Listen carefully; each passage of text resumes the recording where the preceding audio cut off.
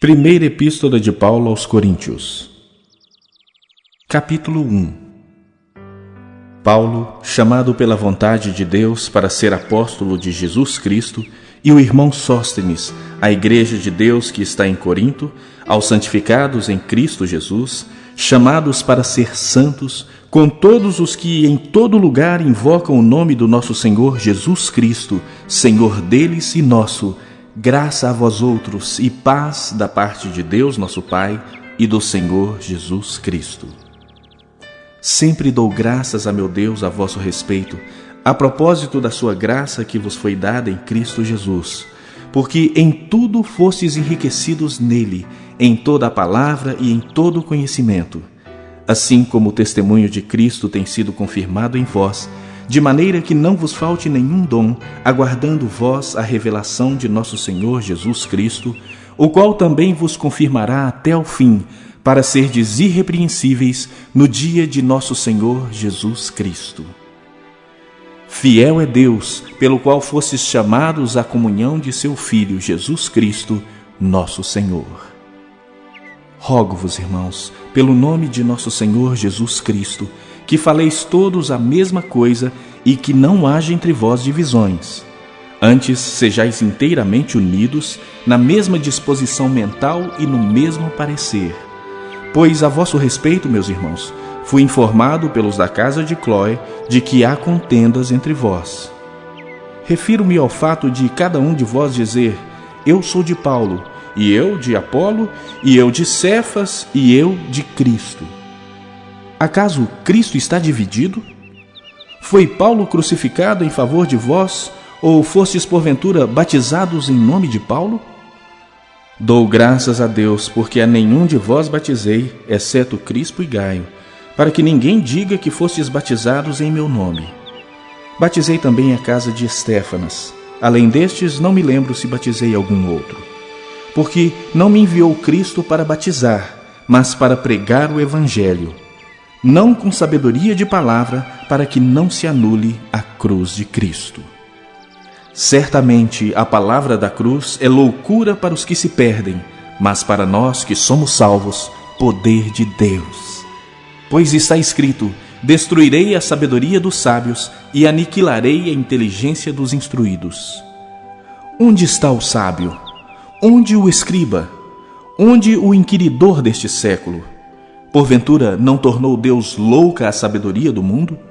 Visto como na sabedoria de Deus o mundo não o conheceu por sua própria sabedoria, aprove a Deus salvar os que creem pela loucura da pregação. Porque tanto os judeus pedem sinais, como os gregos buscam sabedoria. Mas nós pregamos a Cristo crucificado, escândalo para os judeus, loucura para os gentios. Mas para os que foram chamados, tanto judeus como gregos, pregamos a Cristo, poder de Deus e sabedoria de Deus. Porque a loucura de Deus é mais sábia do que os homens, e a fraqueza de Deus é mais forte do que os homens. Irmãos, reparai, pois, na vossa vocação, visto que não foram chamados muitos sábios segundo a carne, nem muitos poderosos, nem muitos de nobre nascimento. Pelo contrário, Deus escolheu as coisas loucas do mundo para envergonhar os sábios, e escolheu as coisas fracas do mundo para envergonhar as fortes. E Deus escolheu as coisas humildes do mundo, e as desprezadas, e aquelas que não são, para reduzir a nada as que são, a fim de que ninguém se vanglorie na presença de Deus.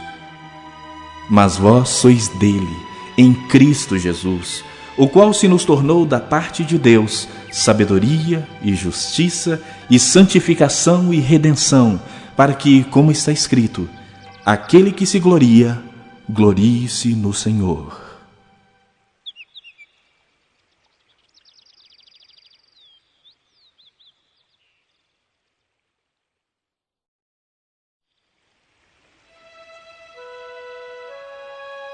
Capítulo 2. Eu, irmãos, quando fui ter convosco, anunciando-vos o testemunho de Deus, não o fiz com ostentação de linguagem ou de sabedoria, porque decidi nada saber entre vós, senão a Jesus Cristo e este crucificado. E foi em fraqueza, temor e grande temor que eu estive entre vós. A minha palavra e a minha pregação não consistiram em linguagem persuasiva de sabedoria, mas em demonstração do Espírito e de poder, para que a vossa fé não se apoiasse em sabedoria humana, e sim no poder de Deus. Entretanto, expomos sabedoria entre os experimentados, não porém a sabedoria deste século, nem a dos poderosos desta época, que se reduzem a nada. Mas falamos a sabedoria de Deus em mistério, outrora oculta, a qual Deus preordenou desde a eternidade para a nossa glória. Sabedoria essa que nenhum dos poderosos deste século conheceu, porque se a tivessem conhecido, jamais teriam crucificado o Senhor da glória. Mas, como está escrito, nem olhos viram, nem ouvidos ouviram, nem jamais penetrou em coração humano o que Deus tem preparado para aqueles que o amam. Mas Deus nos revelou pelo Espírito, porque o Espírito a todas as coisas perscruta, até mesmo as profundezas de Deus. Porque qual dos homens sabe as coisas do homem, senão o seu próprio Espírito que nele está? Assim também as coisas de Deus, ninguém as conhece, senão o Espírito de Deus. Ora, nós não temos recebido o Espírito do mundo, e sim o Espírito que vem de Deus, para que conheçamos o que por Deus nos foi dado gratuitamente.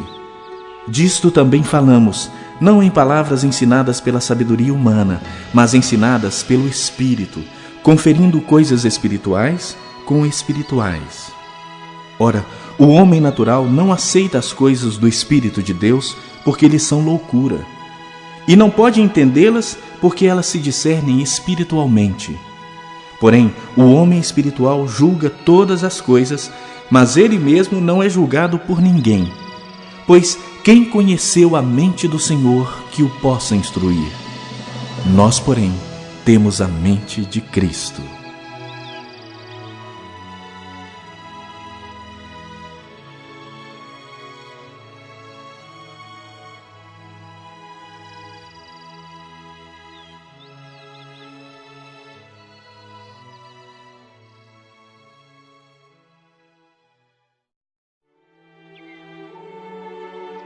Capítulo 3.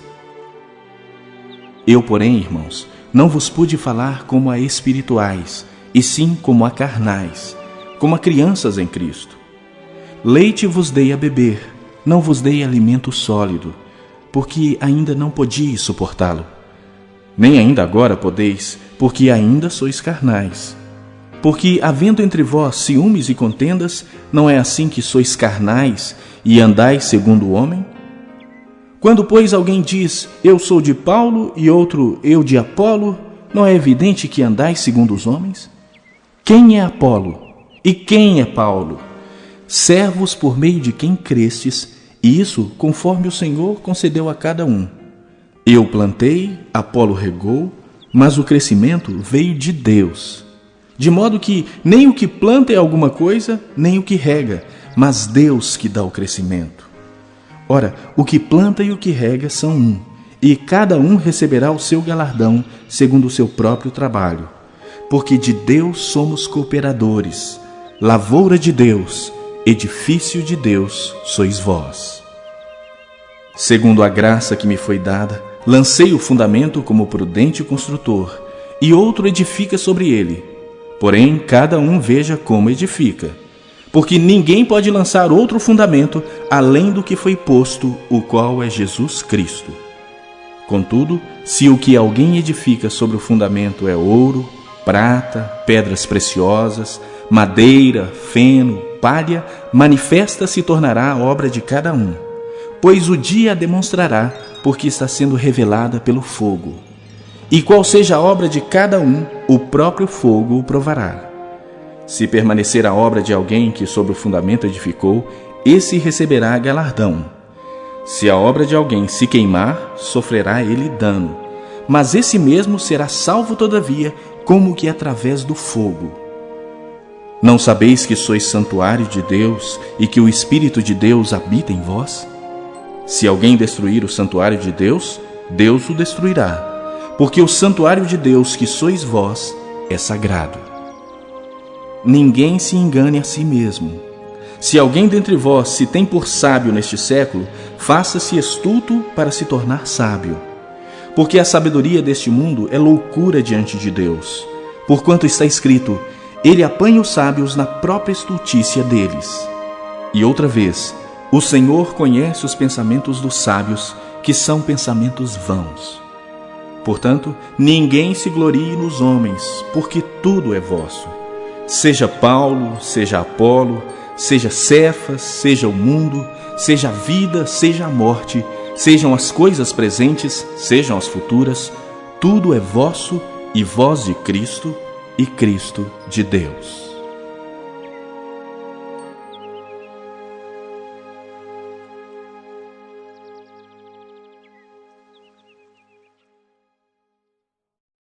Capítulo 4.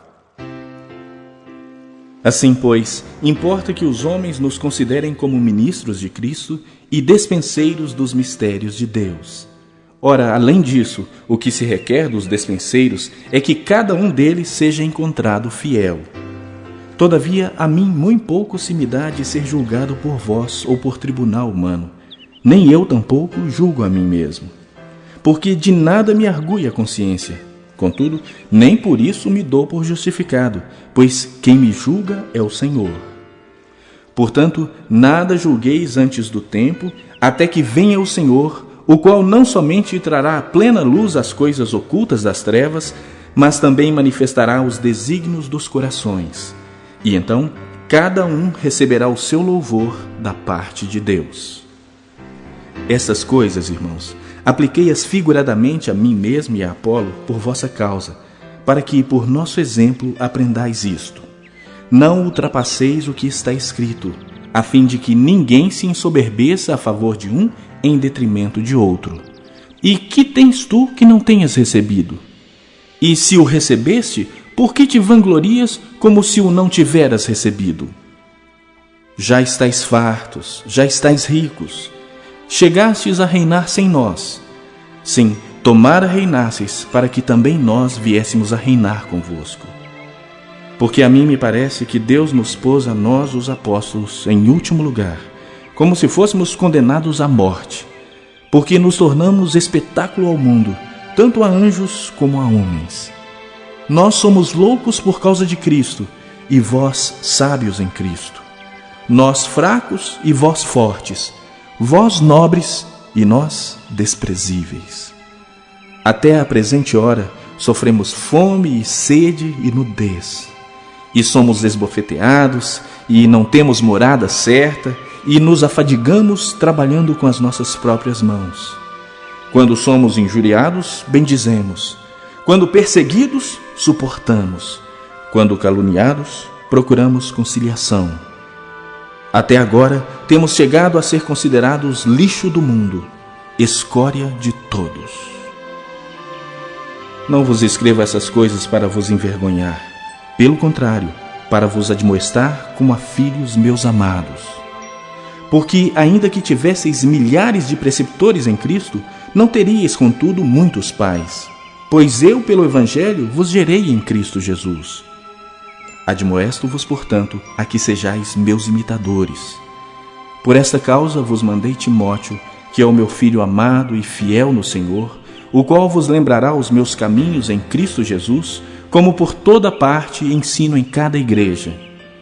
Alguns se ensoberbeceram, como se eu não tivesse de ir ter convosco.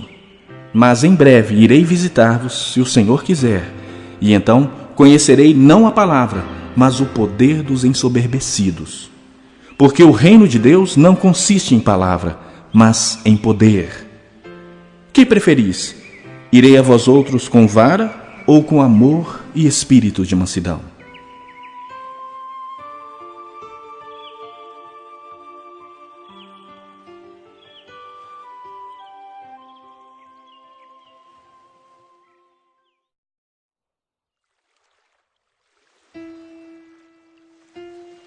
Capítulo 5.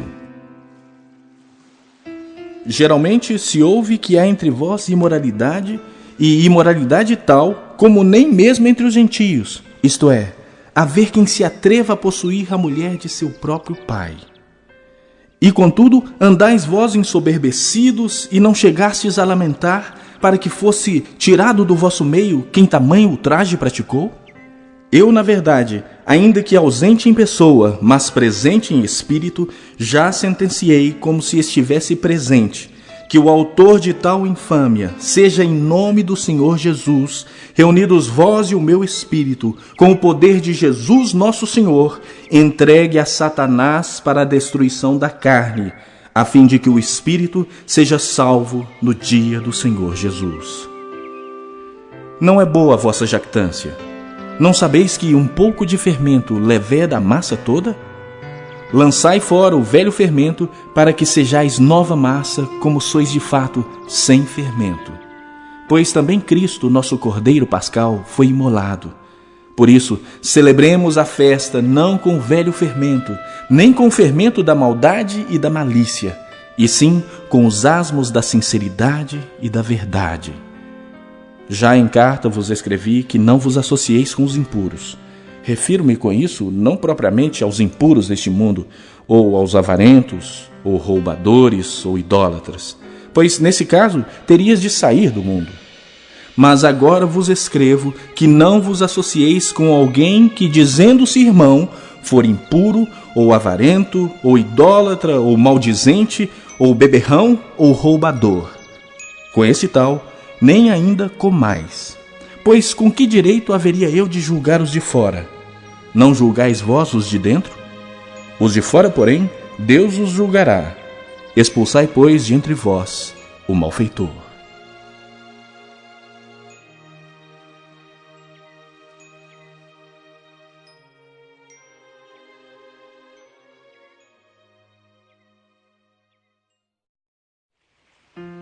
Capítulo 6. Aventura-se algum de vós, tendo questão contra outro, a submetê-la a juízo perante os injustos e não perante os santos? Ou não sabeis que os santos hão de julgar o mundo?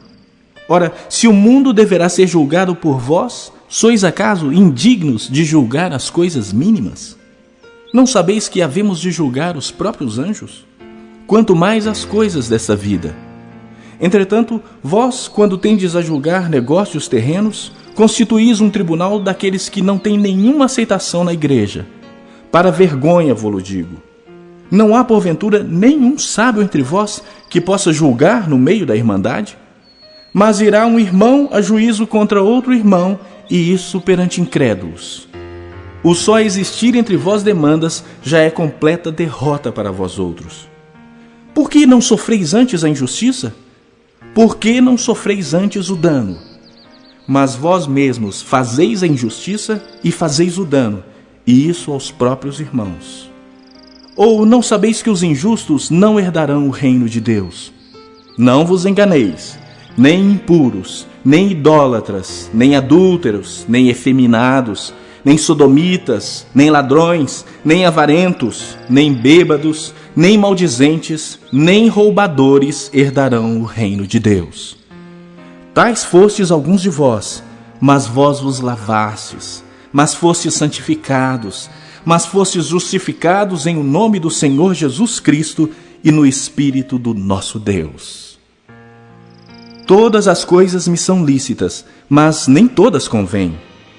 Todas as coisas me são lícitas, mas eu não me deixarei dominar por nenhuma delas. Os alimentos são para o estômago e o estômago para os alimentos, mas Deus destruirá tanto estes como aquele. Porém, o corpo não é para a impureza, mas para o Senhor, e o Senhor para o corpo. Deus ressuscitou o Senhor e também nos ressuscitará a nós pelo seu poder. Não sabeis que os vossos corpos são membros de Cristo? E eu, porventura, tomaria os membros de Cristo e os faria membros de meretriz? Absolutamente não. Ou não sabeis que o homem que se une à prostituta forma um só corpo com ela? Porque, como se diz, serão os dois uma só carne. Mas aquele que se une ao Senhor é um espírito com ele. Fugi da impureza.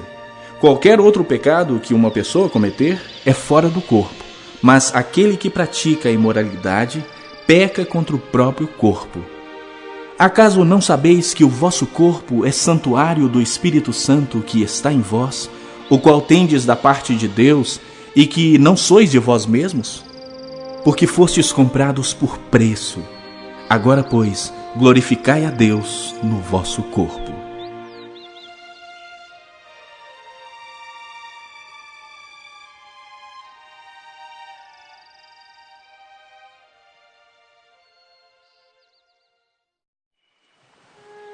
Capítulo 7. Quanto ao que me escrevestes, é bom que o homem não toque em mulher, mas por causa da impureza, cada um tem a sua própria esposa e cada uma o seu próprio marido. O marido conceda à esposa o que lhe é devido, e também, semelhantemente, a esposa ao seu marido. A mulher não tem poder sobre o seu próprio corpo, e sim o marido. E também, semelhantemente, o marido não tem poder sobre o seu próprio corpo, e sim a mulher.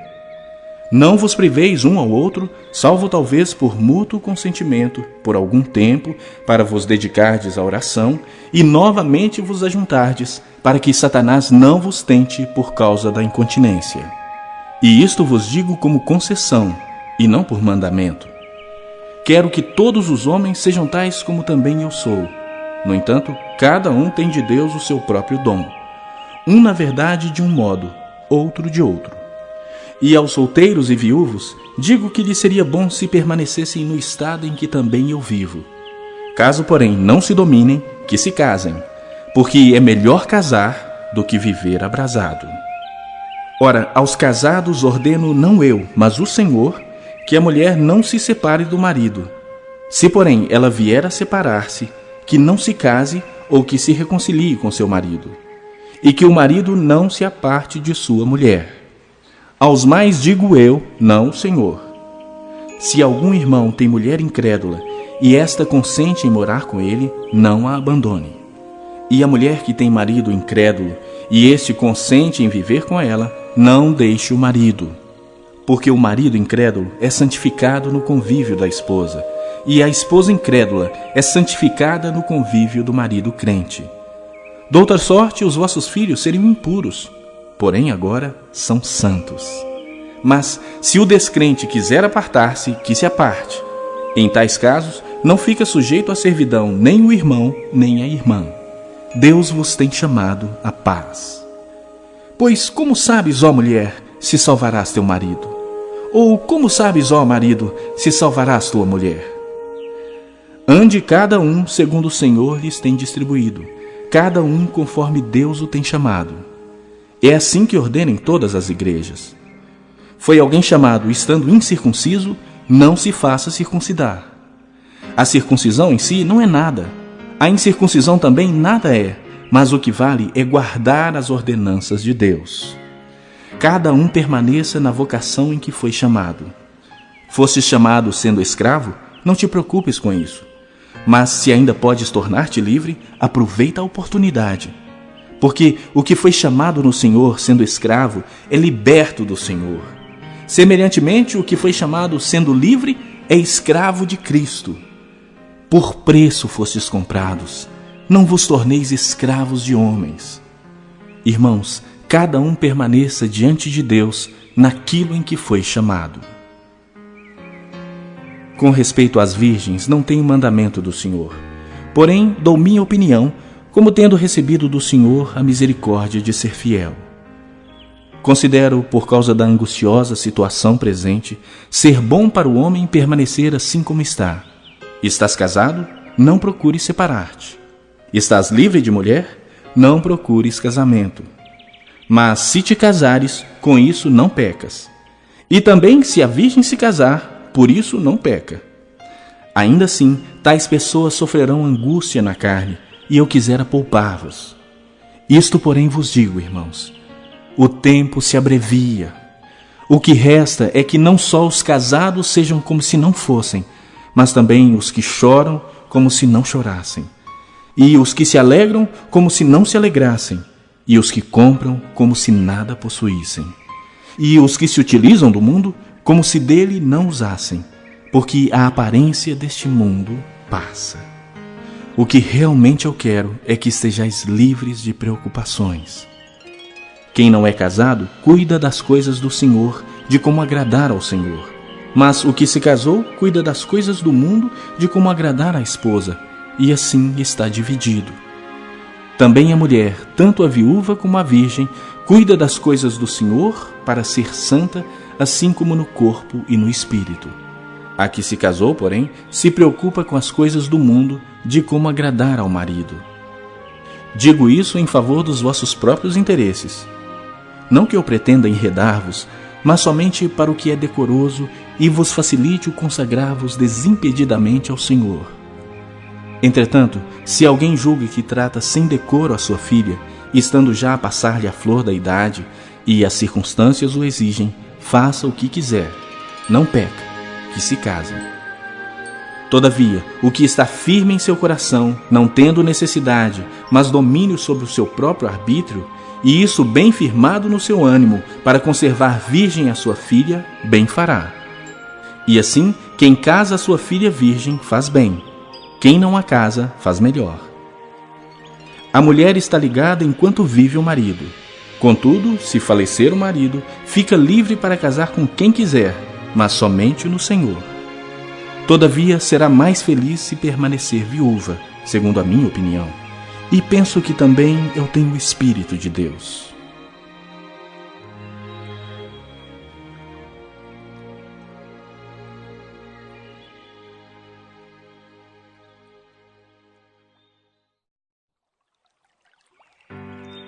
Capítulo 8. No que se refere às coisas sacrificadas a ídolos, reconhecemos que todos somos senhores do saber. O saber ensoberbece, mas o amor edifica. Se alguém julga saber alguma coisa, com efeito não aprendeu ainda como convém saber. Mas se alguém ama a Deus, esse é conhecido por ele. No tocante à comida sacrificada a ídolos, sabemos que o ídolo de si mesmo nada é no mundo e que não há senão um só Deus. Porque ainda que há também alguns que se chamem deuses, quer no céu ou sobre a terra, como há muitos deuses e muitos senhores, todavia, para nós há um só Deus, o Pai, de quem são todas as coisas e para quem existimos. E um só Senhor, Jesus Cristo, pelo qual são todas as coisas, e nós também por ele. Entretanto, não há esse conhecimento em todos, porque alguns, por efeito da familiaridade até agora com o ídolo, ainda comem dessas coisas como a ele sacrificadas, e a consciência destes, por ser fraca, vem a contaminar-se. Não é a comida que nos recomendará a Deus, pois nada perderemos se não comermos, e nada ganharemos se comermos. Vede, porém, que esta vossa liberdade não venha de algum modo a ser tropeço para os fracos. Porque se alguém te vir a ti, que és dotado de saber, à mesa em templo de ídolo, não será a consciência do que é fraco induzida a participar de comidas sacrificadas a ídolos? E assim, por causa do teu saber, perece o irmão fraco pelo qual Cristo morreu. E deste modo, pecando contra os irmãos, golpeando-lhes a consciência fraca, é contra Cristo que pecais. E por isso, se a comida serve de escândalo a meu irmão, nunca mais comerei carne, para que não venha a escandalizá-lo.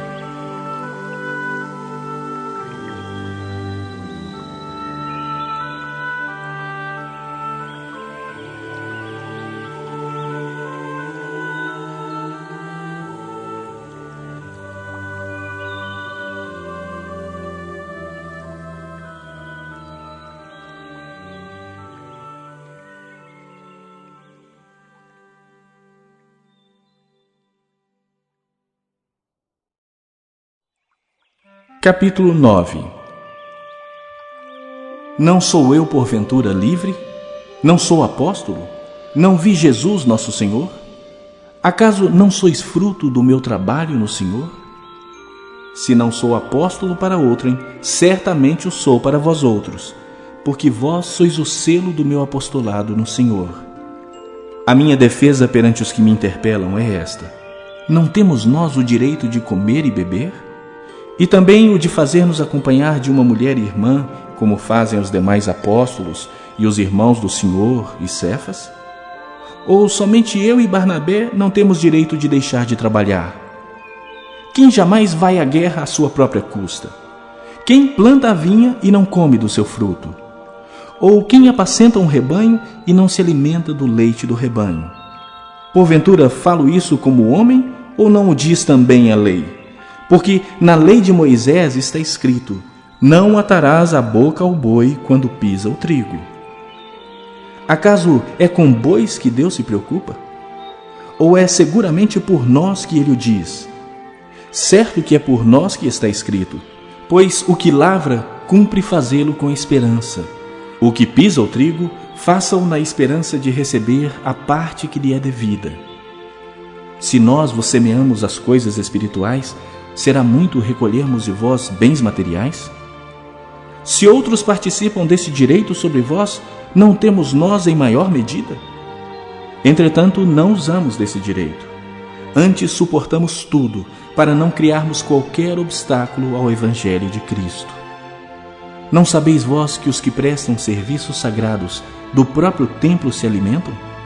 E quem serve ao altar, do altar tira o seu sustento?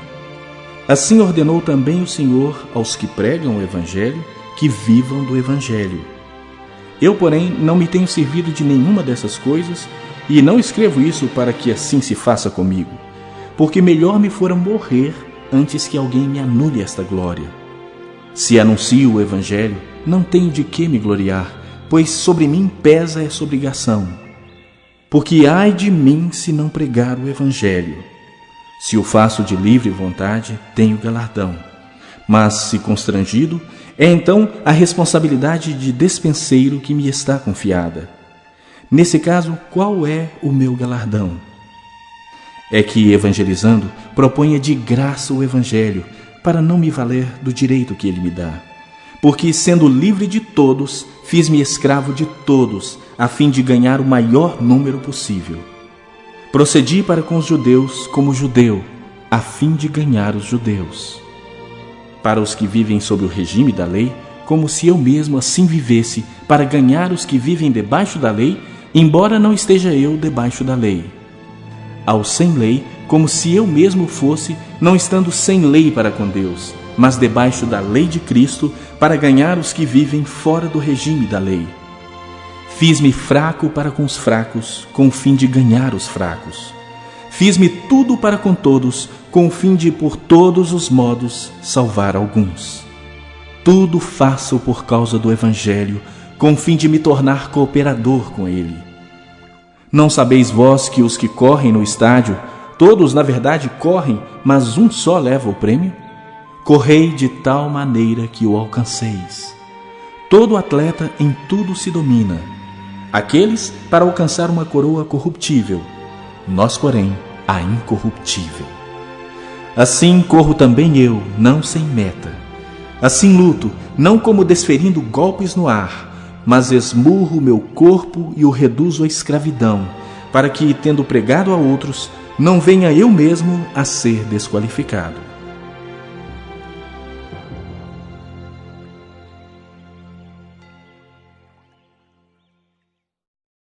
Capítulo 10. Ora, irmãos, não quero que ignoreis que nossos pais estiveram todos sob a nuvem e todos passaram pelo mar, tendo sido todos batizados, assim na nuvem como no mar, com respeito a Moisés. Todos eles comeram de um só manjar espiritual e beberam da mesma fonte espiritual, porque bebiam de uma pedra espiritual que os seguia, e a pedra era Cristo. Entretanto, Deus não se agradou da maioria deles, razão porque ficaram prostrados no deserto. Ora, estas coisas se tornaram exemplos para nós, a fim de que não cobicemos as coisas más como eles cobiçaram. Não vos façais, pois, idólatras como alguns deles.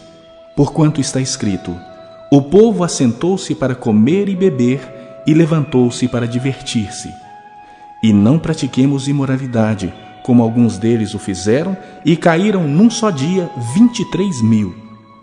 Não ponhamos o Senhor à prova, como alguns deles já fizeram, e pereceram pelas mordeduras das serpentes. nem murmureis como alguns deles murmuraram e foram destruídos pelo exterminador. Estas coisas lhes sobrevieram como exemplos e foram escritas para advertência nossa, de nós outros, sobre quem os fins dos séculos têm chegado. Aquele, pois, que pensa estar em pé, veja que não caia. Não vos sobreveio tentação que não fosse humana, mas Deus é fiel e não permitirá que sejais tentados além das vossas forças. Pelo contrário, juntamente com a tentação vos proverá livramento, de sorte que a possais suportar. Portanto, meus amados, fugi da idolatria. Falo como a criteriosos. Julgai vós mesmos o que digo. Porventura, o cálice da bênção que abençoamos não é a comunhão do sangue de Cristo? O pão que partimos não é a comunhão do corpo de Cristo? Porque nós, embora muitos, somos unicamente um pão, um só corpo, porque todos participamos do único pão. Considerai o Israel segundo a carne. Não é certo que aqueles que se alimentam dos sacrifícios são participantes do altar? Que digo, pois? Que o sacrificado ao ídolo é alguma coisa? Ou que o próprio ídolo tem algum valor?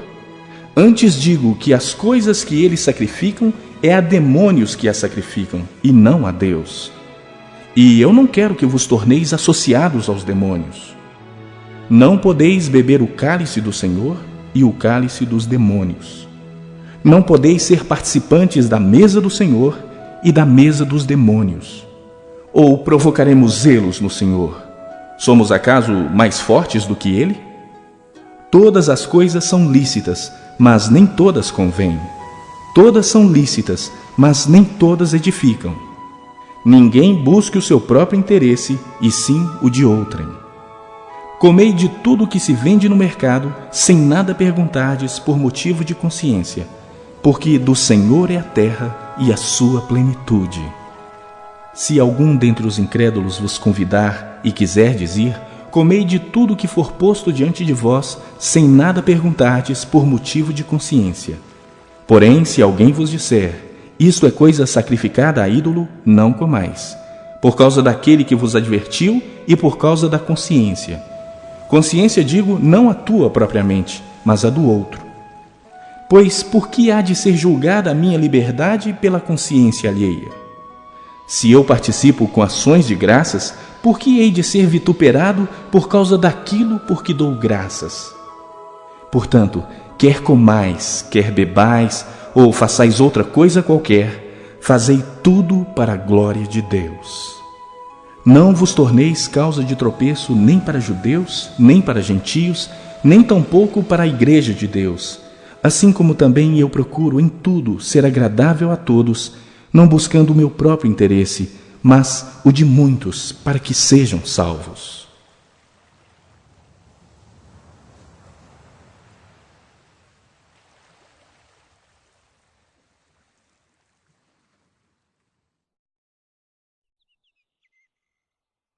Capítulo 11. Sede meus imitadores, como também eu sou de Cristo. De fato eu vos louvo, porque em tudo vos lembrais de mim e retendes as tradições, assim como vô-las entreguei. Quero, entretanto, que saibais ser Cristo o cabeça de todo o homem, e o homem o cabeça da mulher, e Deus o cabeça de Cristo. Todo homem que ora ou profetiza, tendo a cabeça coberta, desonra a sua própria cabeça. Toda mulher, porém, que ora ou profetiza com a cabeça sem véu, desonra a sua própria cabeça, porque é como se a tivesse rapada. Portanto, se a mulher não usa véu, nesse caso que rape o cabelo. Mas se lhe é vergonhoso o tosquiar-se ou rapar-se, cumpre-lhe usar véu. Porque, na verdade, o homem não deve cobrir a cabeça, por ser ele imagem e glória de Deus, mas a mulher é glória do homem. Porque o homem não foi feito da mulher, e sim a mulher do homem. Porque também o homem não foi criado por causa da mulher, e sim a mulher por causa do homem. Portanto, deve a mulher, por causa dos anjos, trazer véu na cabeça como sinal de autoridade. No Senhor, todavia, nem a mulher é independente do homem, nem o homem independente da mulher. Porque como provém a mulher do homem, assim também o homem é nascido da mulher. E tudo vem de Deus. Julgai entre vós mesmos: é próprio que a mulher ore a Deus sem trazer o véu? Ou não vos ensina a própria natureza ser desonroso para o homem usar cabelo comprido? E que, tratando-se da mulher, é para ela uma glória? Pois o cabelo lhe foi dado em lugar de mantilha. Contudo, se alguém quer ser contencioso, saiba que nós não temos tal costume, nem as igrejas de Deus. Nisto, porém, que vos prescrevo, não vos louvo, porquanto vos ajuntais não para melhor, e sim para pior. Porque, antes de tudo, estou informado haver divisões entre vós quando vos reunis na igreja, e eu, em parte, o creio. Porque até mesmo importa que haja partidos entre vós, para que também os aprovados se tornem conhecidos em vosso meio. Quando, pois, vos reunis no mesmo lugar, não é a ceia do Senhor que comeis, porque, ao comerdes, cada um toma antecipadamente a sua própria ceia. E há quem tenha fome, ao passo que há também quem se embriague. Não tendes, porventura, casas onde comer e beber? Ou menosprezais a igreja de Deus e envergonhais os que nada têm? Que vos direi? Louvar-vos-ei? Nisto certamente não vos louvo. Porque eu recebi do Senhor o que também vos entreguei, que o Senhor Jesus, na noite em que foi traído, tomou o pão, e, tendo dado graças, o partiu e disse: Isto é o meu corpo que é dado por vós. Fazei isto em memória de mim. Por semelhante modo, depois de haver ceado, tomou também o cálice, dizendo: Este cálice é a nova aliança no meu sangue. Fazei isto todas as vezes que o beberdes, em memória de mim. Porque todas as vezes que comerdes este pão e beberdes o cálice, anunciais a morte do Senhor, até que ele venha. Por isso, aquele que comer o pão ou beber o cálice do Senhor indignamente, será réu do corpo e do sangue do Senhor. Examine-se, pois, o homem a si mesmo, e assim coma do pão e beba do cálice. Pois quem come e bebe sem discernir o corpo, come e bebe juízo para si. Eis a razão porque há entre vós muitos fracos e doentes, e não poucos que dormem. Porque se nos julgássemos a nós mesmos, não seríamos julgados. Mas quando julgados, somos disciplinados pelo Senhor, para não sermos condenados com o mundo. Assim, pois, irmãos meus, quando vos reunis para comer, esperai uns pelos outros. Se alguém tem fome, coma em casa, a fim de não vos reunirdes para juízo. Quanto às demais coisas, eu as ordenarei quando for ter convosco.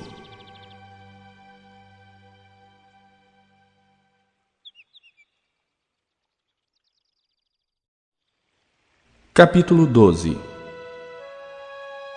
A respeito dos dons espirituais, não quero, irmãos, que sejais ignorantes. Sabeis que outrora, quando éreis gentios, deixáveis conduzir-vos aos ídolos mudos, segundo éreis guiados. Por isso vos faço compreender que ninguém que fala pelo Espírito de Deus afirma anátema Jesus. Por outro lado, ninguém pode dizer Senhor Jesus, senão pelo Espírito Santo. Ora, os dons são diversos, mas o Espírito é o mesmo. E também há diversidade nos serviços, mas o Senhor é o mesmo. E há diversidade nas realizações, mas o mesmo Deus é quem opera tudo em todos. A manifestação do Espírito é concedida a cada um, visando a um fim proveitoso. Porque a um é dada, mediante o Espírito, a palavra da sabedoria, e a outro, segundo o mesmo Espírito, a palavra do conhecimento. A outro, no mesmo Espírito, a fé, e a outro, no mesmo Espírito, dons de curar. A outro, operações de milagres, a outro, profecia, a outro, discernimento de espíritos, a um, variedade de línguas, e a outro, capacidade para interpretá-las. Mas um só e o mesmo Espírito realiza todas essas coisas, distribuindo-as como lhe apraz, a cada um individualmente. Porque assim como o corpo é um e tem muitos membros, e todos os membros, sendo muitos, constituem um só corpo, assim também com respeito a Cristo. Pois em um só Espírito todos nós fomos batizados em um corpo, quer judeus, quer gregos, quer escravos, quer livres. E a todos nós foi dado beber de um só Espírito. Porque também o corpo não é um só membro, mas muitos. Se disser o pé, porque não sou mão, não sou do corpo, nem por isso deixe de ser do corpo. Se o ouvido disser, porque não sou olho, não sou do corpo, nem por isso deixe de o ser. Se todo o corpo fosse olho, onde estaria o ouvido? Se todo fosse ouvido, onde o olfato? Mas Deus dispôs os membros, colocando cada um deles no corpo como lhe aprouve. Se todos, porém, fossem um só membro, onde estaria o corpo? O certo é que há muitos membros, mas um só corpo. Não podem os olhos dizer à mão, não precisamos de ti, nem ainda a cabeça aos pés, não preciso de vós. Pelo contrário, os membros do corpo que parecem ser mais fracos são necessários. E os que nos parecem menos dignos no corpo, a estes damos muito maior honra. Também os que em nós não são decorosos, revestimos de especial honra. Mas os nossos membros nobres não têm necessidade disso. Contudo, Deus coordenou o corpo, concedendo muito mais honra àquilo que menos tinha, para que não haja divisão no corpo. Pelo contrário, cooperem os membros com igual cuidado em favor uns dos outros. De maneira que, se um membro sofre, todos sofrem com ele. E se um deles é honrado, com ele todos se regozijam. Ora, vós sois corpo de Cristo, e individualmente membros desse corpo. A uns estabeleceu Deus na igreja, primeiramente apóstolos, em segundo lugar, profetas, em terceiro lugar, mestres, depois operadores de milagres, depois dons de curar, socorros, governos, variedades de línguas. Porventura são todos apóstolos? Ou todos profetas?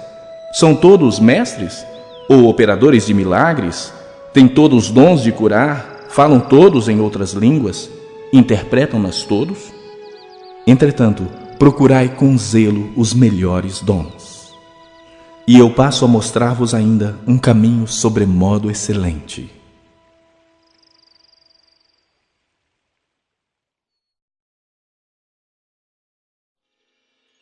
Capítulo 13.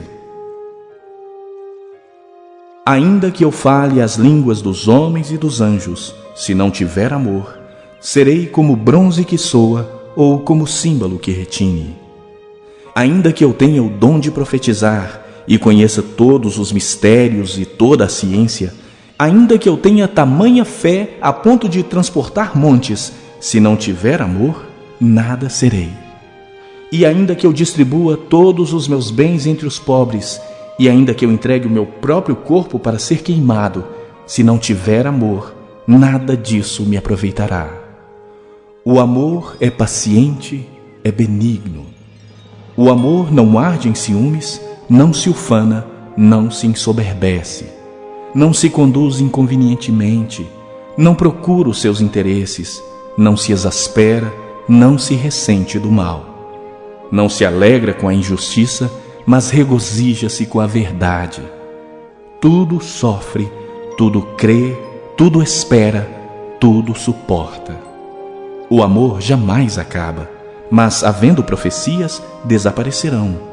Havendo línguas, cessarão. Havendo ciência, passará.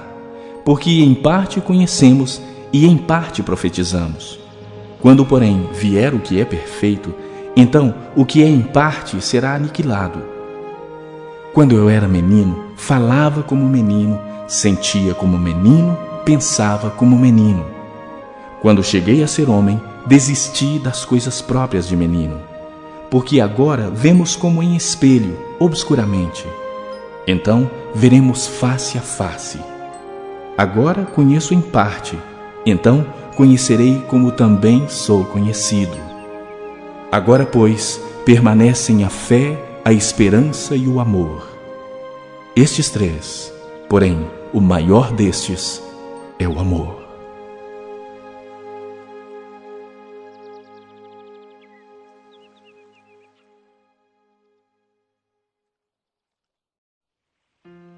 Capítulo 14. Segui o amor e procurai com zelo os dons espirituais, mas principalmente que profetizeis. Pois quem fala em outra língua não fala a homens, senão a Deus, visto que ninguém o entende, e em espírito fala mistérios.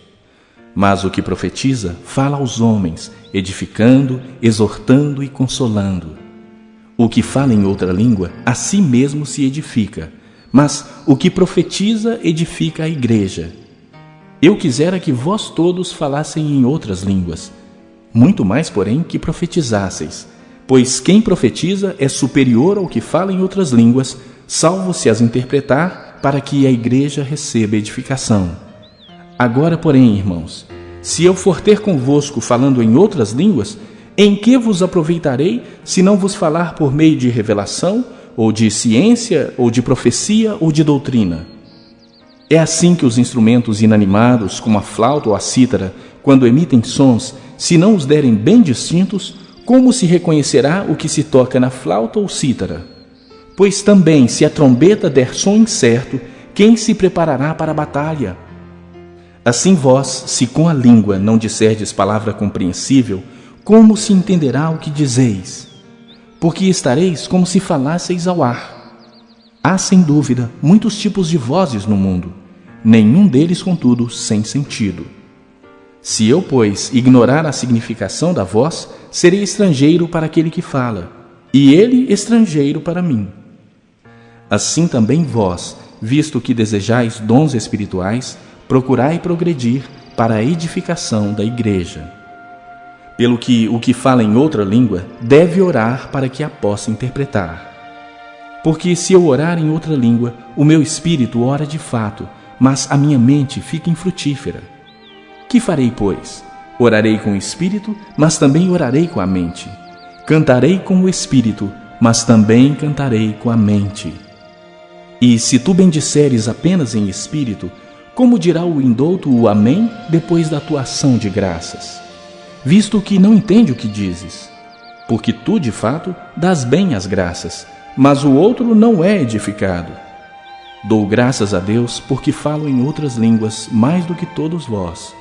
Contudo, prefiro falar na igreja 5 palavras com o meu entendimento para instruir outros, a falar 10.000 em outra língua.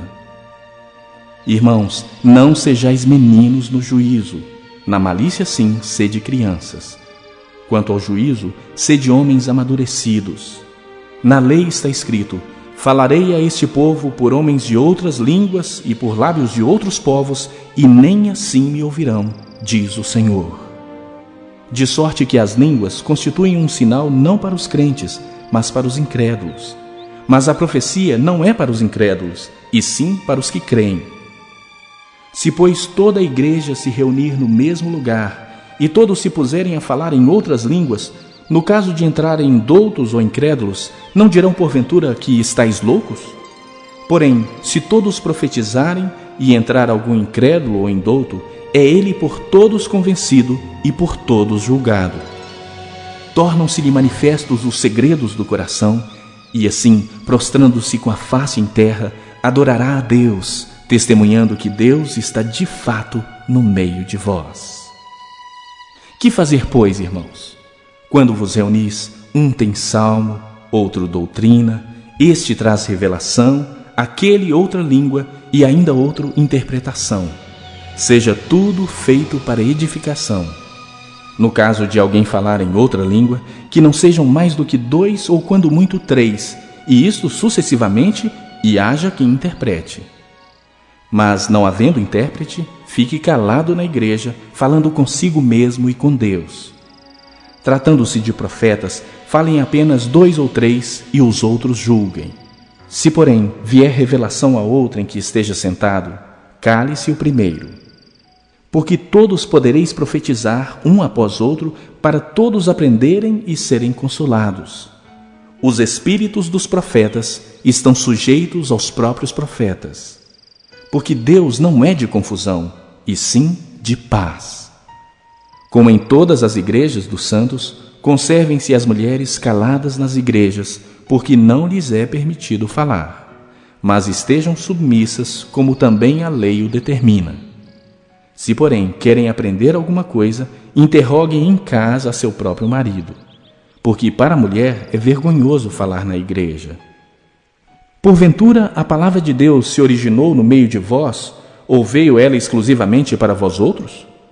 Se alguém se considera profeta ou espiritual, reconheça ser mandamento do Senhor o que vos escrevo. E, se alguém o ignorar, será ignorado. Portanto, meus irmãos, procurai com zelo o dom de profetizar e não proibais o falar em outras línguas. Tudo, porém, seja feito com decência e ordem.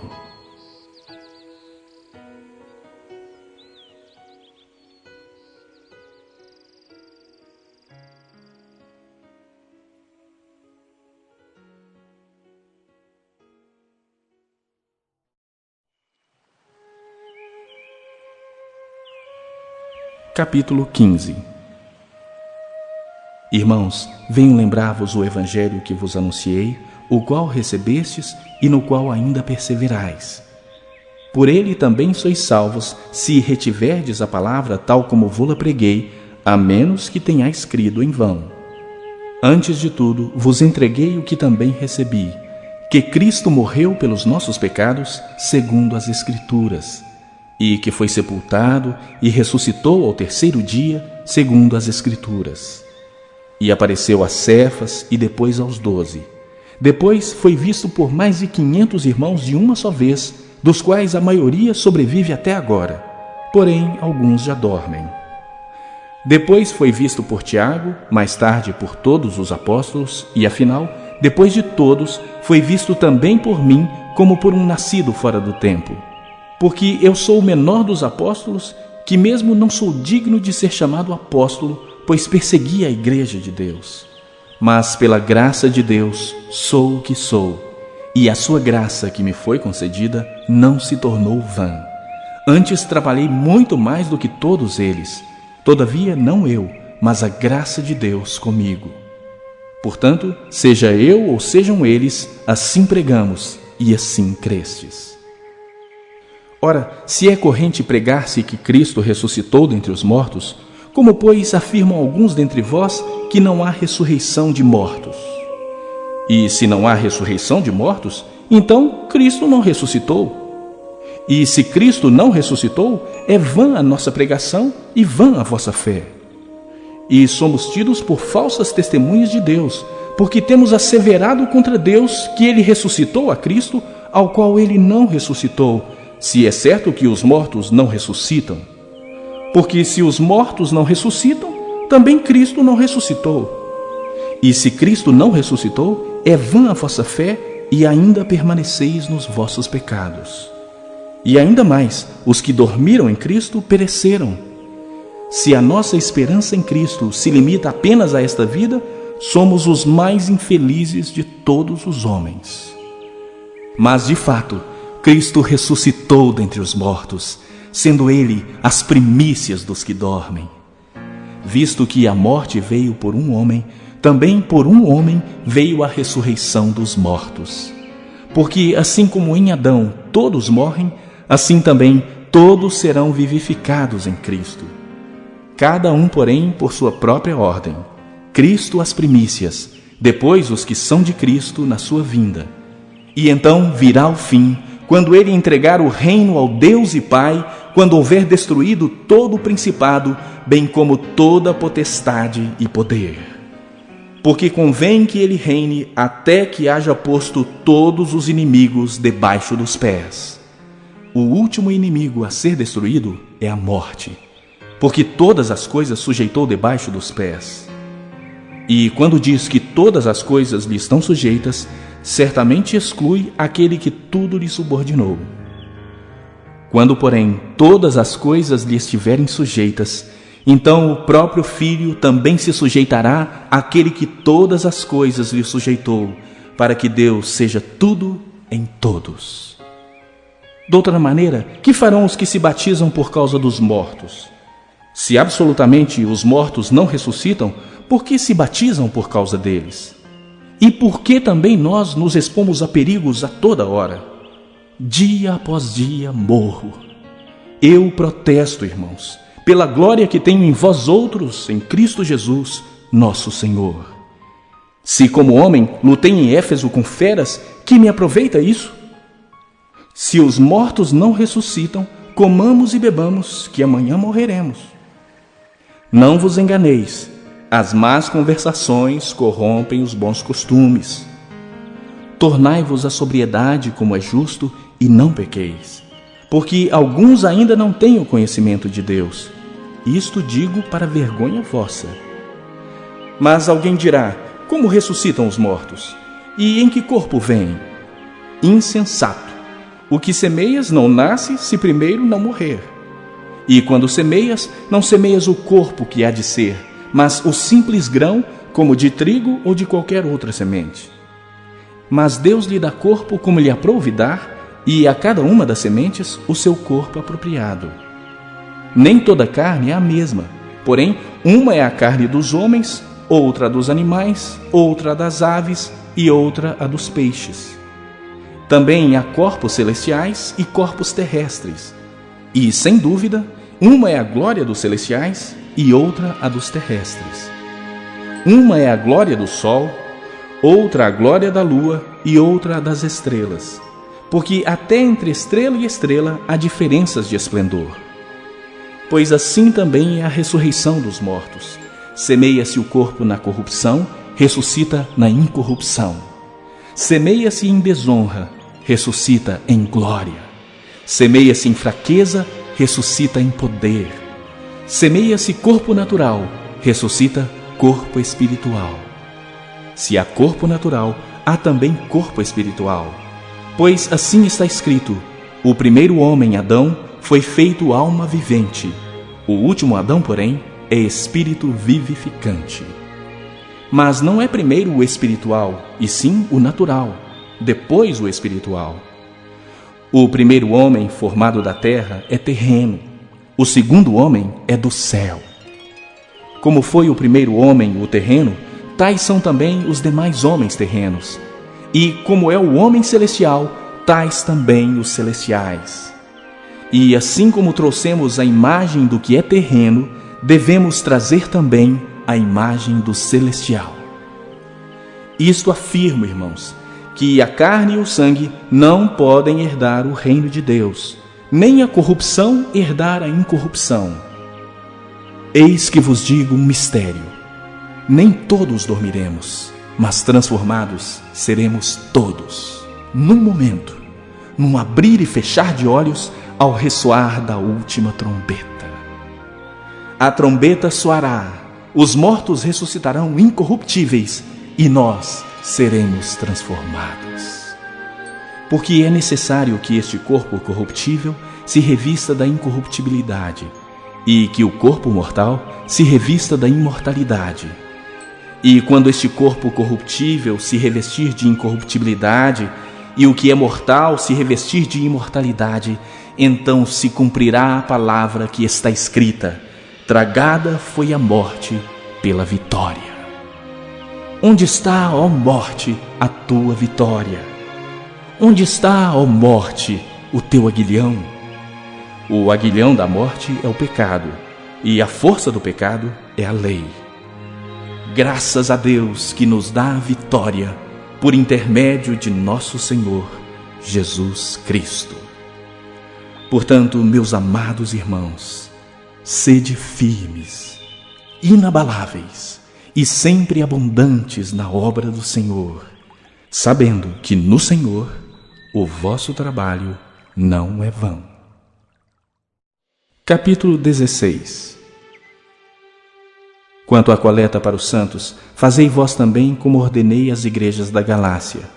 No primeiro dia da semana, cada um de vós ponha de parte em casa, conforme a sua prosperidade, e vá juntando, para que se não façam coletas quando eu for.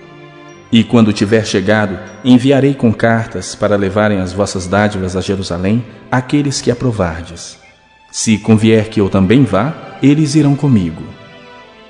Irei ter convosco por ocasião da minha passagem pela Macedônia, porque devo percorrer a Macedônia. E bem pode ser que convosco me demore, ou mesmo passe o inverno, para que me encaminheis nas viagens que eu tenha de fazer. Porque não quero agora ver-vos apenas de passagem, pois espero permanecer convosco algum tempo, se o Senhor o permitir. Ficarei, porém, em Éfeso até ao Pentecostes, porque uma porta grande e oportuna para o trabalho se me abriu, e há muitos adversários. E se Timóteo for, vede que esteja sem receio entre vós, porque trabalha na obra do Senhor como também eu. Ninguém, pois, o despreze, mas encaminhai-o em paz para que venha ter comigo, visto que o espero com os irmãos. Acerca do irmão Apolo, muito lhe tenho recomendado que fosse ter convosco em companhia dos irmãos, mas de modo algum era a vontade dele ir agora. Irá, porém, quando se lhe deparar boa oportunidade. Sede vigilantes, permanecei firmes na fé, portai-vos varonilmente, fortalecei-vos. Todos os vossos atos sejam feitos com amor. E agora, irmãos, eu vos peço o seguinte: sabeis que a casa de Estéfanas são as primícias da Acaia e que se consagram ao serviço dos santos. Que também vos sujeiteis a esses tais, como também a todo aquele que é cooperador e obreiro. Alegro-me com a vinda de Estéfanas e de Fortunato e de Acaico, porque estes supriram o que da vossa parte faltava, porque trouxeram refrigério ao meu espírito e ao vosso. Reconhecei, pois, a homens como estes. As igrejas da Ásia vos saúdam. No Senhor, muito vos saúdam Áquila e Priscila, e bem assim a igreja que está na casa deles. Todos os irmãos vos saúdam. Saudai-vos uns aos outros com ósculo santo. A saudação escrevo eu, Paulo, de próprio punho. Se alguém não ama o Senhor, seja anátema. Maranata. A graça do Senhor Jesus seja convosco. O meu amor seja com todos vós, em Cristo Jesus.